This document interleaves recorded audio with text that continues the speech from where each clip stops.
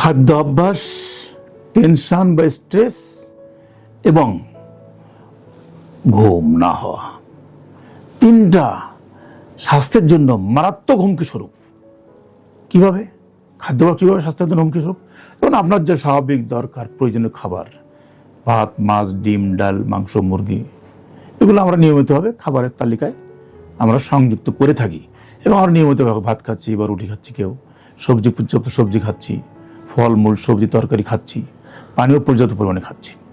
এখন এই যে নিয়মিত খাদ্য অভ্যাস, এর মধ্যে যদি কোনো রকম ব্যত্যয় ঘটে, ব্যাঘাত ঘটে, তাহলে আপনার শরীরের মধ্যে কিন্তু মারাত্মক হুমকি তৈরি করবে। সে কীভাবে করে? যেমন ধরেন খাবারের মধ্যে আমরা প্রথমে ধরি আমরা ভাত খাচ্ছি, ভাতটা রেগুলার খাই, কমন খাবার, বা রুটি কমন খাবার। রুটি তো কমন না আমাদের বাঙালিদের জন্য, ভাতটাই কমন। ভাত আমরা 3 বেলা খাই, কিন্তু এই ভাত যদি আপনি বেশি মাত্রায় খান তাহলে কী হবে? আমার শরীরে যে চাহিদা আছে আপনি তো অতিমাত্রায় খেয়ে ফেলেন, তাহলে এই ভাতটা আপনার শরীরের জন্য ক্ষতিকারক। তখন আপনার শরীরের বিভিন্ন অঙ্গে যে এই কার্বোহাইড্রেটটা কনভার্সন হবে চর্বিতে, আর এই চর্বিগুলো ট্রাইগ্লিসারাইড, এলডিএল, এইচডিএল, কোলেস্ট্রল, এগুলো তো কনভার্সন হবে, ইন্টারনাল কনভার্সন হয়, কার্বোহাইড্রেট থেকে ফ্যাট হয়, ফ্যাটি কনভার্সন হয়।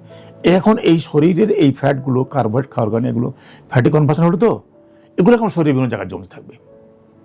যেমন আপনার লিভারে জমে, যেমন ব্রেনে জমে, যেমন হার্টে জমে, ভাইটাল অর্গানে যে কোনো জায়গায় জমলে তো আপনার অবস্থা শেষ করে দিবে। হয় স্ট্রোক হবে, না এমআই হবে, না লিভার সিরোসিস হবেই হবে। যে আপনার নিয়মিত খাদ্যাভ্যাস হচ্ছে, নিয়মিত আমরা খাদ্য গ্রহণ করছি ভাত, সেই ভাত কখনো বন্ধু কখনো শত্রু তখনই যখন অতীত খাচ্ছেন।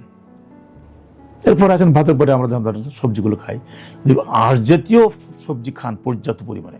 এই বাজারে যত রকম তরকারি আছে, বেগুন, পটল, ঢেঁড়স, ঝিঙ্গা, চিচিঙ্গা, তারপরে হলো আপনার উস্তা, করলা, বরবটি, কচু শাক, লাল শাক, পুঁই শাক, পালং শাক, কি নাই বাজারে, এগুলো সব আঁশযুক্ত খাবার। আপনি এগুলো খাবারের সঙ্গে খান, এগুলো নিয়মিত খাবারের সঙ্গে এই তরকারি, আঁশযুক্ত তরকারিগুলো আপনি খাবেন। আপনার বাউল হ্যাবিট নর্মাল থাকবে, কোষ্ঠকাঠিন্য হবে না, বা ডায়রিয়াও হবে না। তাহলে আপনি আঁশযুক্ত খাবারগুলো খান, এটা আপনি নিয়মিত খাদ্য অভ্যাস, এগুলো পর্যন্ত খান।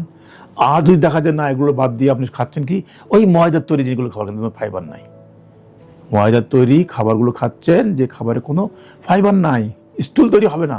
স্টুল তৈরি না হলে কোষ্ঠকাঠিন্য হবে, 3 দিন 5 দিন 7 দিন পরে পায়খানা করবেন, তো আপনি অ্যানাল ফিসার তো হবে,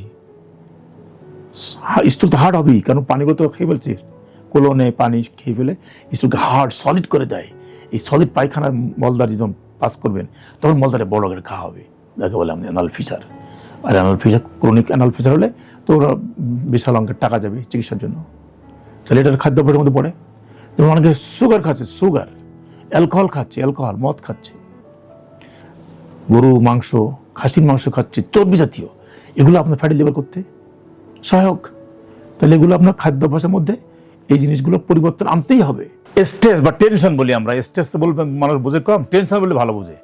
টেনশন যদি কাজ করে আপনার শরীরের মধ্যে, তাহলে হয় খাবেন না, অতিরিক্ত খাবেন, সাধারণত খায় না। টেনশন হয়ে আছে পারিবারিক, রাজনৈতিক, সামাজিক, অর্থনৈতিক, ব্যবসায়িক, চাকরি, কত রকম টেনশন কাজ করে মানুষের জীবনে, বৈবাহিক জীবনে কত টেনশন। এই টেনশন মুক্ত জীবন যদি আপনি গড়ে তুলতে পারেন, আপনি সৌভাগ্যবান ব্যক্তি। কিন্তু টেনশন মুক্ত থাকাটা খুব কঠিন। কোনো না কোনো কাজেই আপনি টেন্স হয়ে গেছেন, যখন টেন্স হবেন তখন নার্ভাস সিস্টেমগুলো এক্সাজারেটেড হবে, বিভিন্ন সিস্টেম এক্সাজারেটেড হবে, আপনাকে খাদ্যের প্রতি অনীহা তৈরি করে দিবে। খাবেন না, চুপচাপ নিশ্চিত হয়ে পড়ে থাকবেন, শরীরের এনার্জি ক্ষয় হচ্ছে না টেনশনের কারণে। এবং টেনশন মুক্ত জীবন আপনাকে নিরোগ রাখতে সহায়ক হবে। টেনশন যুক্ত জীবন আপনাকে নানা রোগে আক্রান্ত করে দেবে, তার মধ্যে একটা ডায়াবেটিস, একটা প্রেশার, একটা মানসিক অশান্তি, মেন্টাল সাইকোসিস ডেভেলপ করতে পারে, সাইকেট্রিক প্রবলেম ডেভেলপ করতে পারে, নানাবিধ উপসর্গ নিয়ে আপনার শরীরের মধ্যে বাসা বাঁধবে। অতএব টেনশনকে আপনাকে মুক্ত করতেই হবে। যে ধরনের টেনশন আসুক না কেন ঝেড়ে ফেলবেন। বলবেন কিসের টেনশন, স্বাভাবিক জীবনে চলে আসেন, মুহূর্তের মধ্যে বলবেন যে আমার কোনো টেনশন নাই। এই মানসিকতা গ্রহণ করেন। আপনার শরীরে কোনো টেনশন নাই, এ কথা বলবেন, মনে প্রাণে বলবেন, তুলবেন এবং লালন করবেন। কিন্তু কোনো রকম টেনশন শরীরের মধ্যে বাসা বাঁধতে না পারে, কোনো রকম আপনার শরীরের মধ্যে ক্ষতি করতে না পারে, যদি আসেও ঝেড়ে ফেলে দিয়ে দুর্দান্ত বেগে বাইরের কোনো কাজে এনগেজ হয়ে যাবেন। এটাই সহজ সরল পদ্ধতিতে। এরপরে যদি কাজ না হয় তাহলে আপনি ডাক্তারের কাছে যান, সাইকেট্রিক প্রবলেম আছে সেগুলো চিকিৎসা করেন, আপনি টেনশনমুক্ত থাকবেন। আবার এই অ্যান্টিসাইকোটিক ড্রাগ কিন্তু আবার আপনার শরীরের খাদ্যাভ্যাসে পরিবর্তনের সাংঘাতিক সহায়ক। মানে কিছু কিছু ড্রাগ আছে যেগুলো দিবে আপনাকে, হয় খাওয়া অরুচি হবে, না অতিমাত্রায় খাবেন। খাওয়া অরুচি হলেও আপনার অসুখ হবে, অতিমাত্রায় খাইলেও আপনার অসুখ হবে, অতএব সেদিকেও খেয়াল রাখতে হবে। আর হলো ঘুম যদি না হয়, টেনশনের কারণে কিন্তু ঘুম হয় না। বিভিন্ন টেনশন যদি থাকে আপনার মনের মধ্যে তাহলে আপনার ঘুম আসবে না। আর ঘুম যদি না আসে তাহলে আপনার খাওয়ায় রুচি ফিরে আসবে না। আর রুচি যদি ফিরে না আসে তাহলে আপনি খাবেন কম, খাদ্যাভ্যাসে চরম অবনতি হবে। তখন শরীর ভাঙতে